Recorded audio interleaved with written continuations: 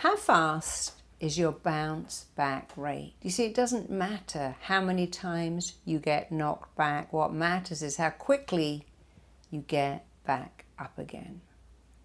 And we all experience getting knocked back. Many of us think, well, successful people don't.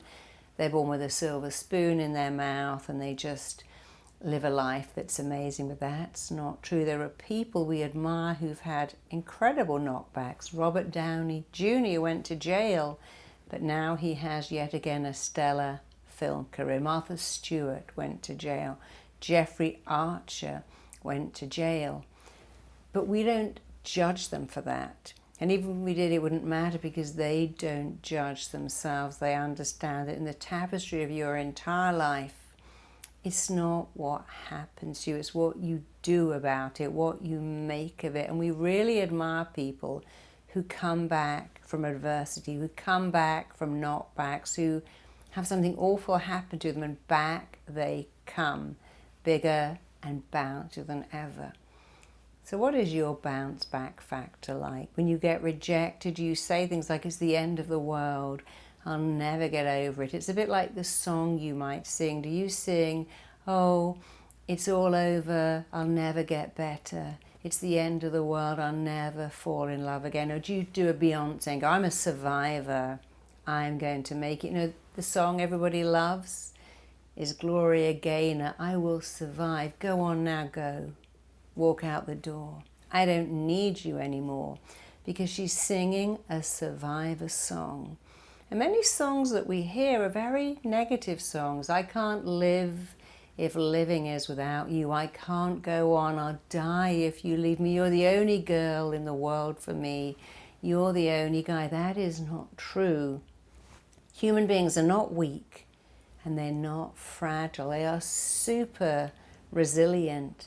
But often we don't even know that we're resilient and we use words like, this is going to kill me. This will break me. I'll die if that happens. I can't cope with that. It would kill me. It would finish me. It would be the end of the world. No, it wouldn't. You know what? I look back at my life and the things that I thought were the most painful, being rejected. I'm glad that happened. I'm so glad my first boyfriend dumped me. I'm delighted I was kicked out of college because I came back bigger than better. So many things happened that I could think, well, that was a tragedy. But it really wasn't. It wasn't the event, it's what I made of it. And we all experience hurt, rejection, knockbacks, and setbacks, all of us. There's a very famous runner in England called Paula Radcliffe who was running a marathon and she didn't win. She was predicted to win and she didn't. And she said, I just knew I had to win the next one. I had to wait for the next marathon and win then. Some Olympic athletes, I had to wait 4 years to come back and win, but I was determined to come back and win. I was all about the winning. And it's very important to be all about the winning. One of the most effective ways to be able to have a big bounce back, to be like a big bouncy rubber ball, is to understand the difference between destructive criticism and constructive criticism. It's also to understand that although criticism may hurt you, your own criticism hurts you way, way, way more. So destructive criticism, you don't want to let that in. You want to understand that people who seem to get pleasure from hurting you, belittling you, rejecting you, and criticizing you are unhappy people. One of my clients was an actor and he kept getting rejected, and I gave him a cushion and it says, there has never been a statue erected to a critic. I met a critic who critiqued books and he said, you know, I thought that was my job and I was very harsh and very cutting, and it gave me great pleasure to things like, oh, this book should not be put down lightly. Indeed, it should be thrown as far away from the unfortunate reader as possible. He said, but then I wrote my own book and it got absolutely slated. And then I really realized what I was doing, making a living, laughing at people, mocking them, hurting them. He said, and I decided I didn't want to be a critic anymore because Critics are not happy people. You know, if you've ever had to fire someone or dump someone, I bet it didn't give you pleasure. I bet you had to think, oh, I'm dreading telling this person I don't want to be with you. I'm going to say, look, it's not you, it's me. I'm just not ready. I can't get over someone else. Hardly any of us go, right, I'm going to dump you and hurt you and break your heart, and I'm going to love it. Even if you have to fire someone, I've had to do that. I have never enjoyed it. I try to do it super nice. I go, listen, you're so great at this and this, but this is just not right for you.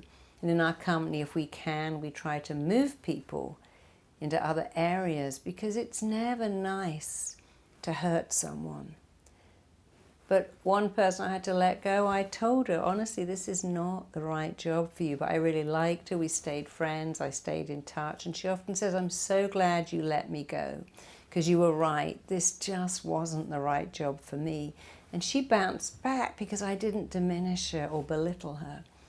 But before you believe that someone else has the power to diminish you, think about the times when you have had to let someone go. In a relationship, in a business, in a career. How have you felt doing that? Probably not very good. And then understand that most people who have to let you go don't feel good either. And the people who are enjoying it, I can promise you they are really unhappy people. If someone gets pleasure from someone else's misfortune, that's an unhappy person. But remember too that the most important words you will ever hear in your whole life are the words you say to yourself. So if you get dumped, you have to decide, well, this wasn't the right relationship. I want someone who loves me as much as I love them. If I'm giving and they're taking, that's not right. And if someone ends a relationship with you, remember this. Everything they loved about you is still there. When they packed their bags and left, they didn't put in that bag everything they loved about you. All the wonderful things they said in the beginning are still there. You're still the same person. You are still lovable. Sometimes you have what I call a starter relationship. Like you have a starter home. It's lovely. You love your little studio. And you think, I've kind of grown out of this. I need something bigger. I don't want to live in the country and I want to live in the city, or vice versa. You can have starter relationships, just like you have starter careers and just like you have starter homes. And that doesn't mean anything went wrong. It means this: your potential expands as you move towards it, and you have no idea. You can't have any idea what your potential is, because as you move towards it, it moves and it moves again. And sometimes you find someone, it's all wonderful, and then you just grow out of them. You grow out of a career, you grow out of a place, a home, and it's good to have change. But the most important thing is to say that I have a bounce back factor. I'm going to bounce back from rejection, bounce back from feeling I was replaced, bounce back. And you need to look at all the people that you admire and realize that they suffer too. Kylie Minogue, one of my clients, that I went to audition to be her backup dancer. I didn't get the part. I said, you know why? She said, I'm not good enough. I went, no, darling, you're too tall. Look at Kylie. All her dancers are the same height as her. She doesn't want someone tall because it makes her small. All Madonna's backing dancers are men. She doesn't have women backing dancers because she doesn't want anyone to be better than her. And she is an amazing dancer. She's very gifted. But if you went to audition to be one of Madonna's dancers, you'd be rejected if you were female. Not because you're not good. When my little girl was a baby, I got stopped in the street and said, oh my God, this kid has got the most amazing hair. Can I book her for a modelling assignment for Gap? I'm like, sure. And so she, at 5 months old, did some modelling. Her picture was everywhere. It was lovely. And then they booked her again. And then they booked her a third time. We went for the casting, it's called, and they said, we don't want her. I said, why not? And they said, she's too pretty. You know, when people are buying baby clothes, if the baby's gorgeous, they don't look at the clothes. If we're selling baby toys or baby cribs and the baby's stunning like yours, they don't look at the crib. We need an ordinary baby. Yours is far too beautiful. And I love that, too beautiful to model. Think about that. Some actresses and actors go for a part and they go, no, this is not the lead. And you're too talented, too attractive, too noticeable. You'll outshine the lead character, so you can't have the supporting role. So often when you get rejected, you're too good, too talented, too smart, too something. And even if that's not true, you can still decide, I'm going to believe I was rejected because I was too good, too talented, too amazing, too something.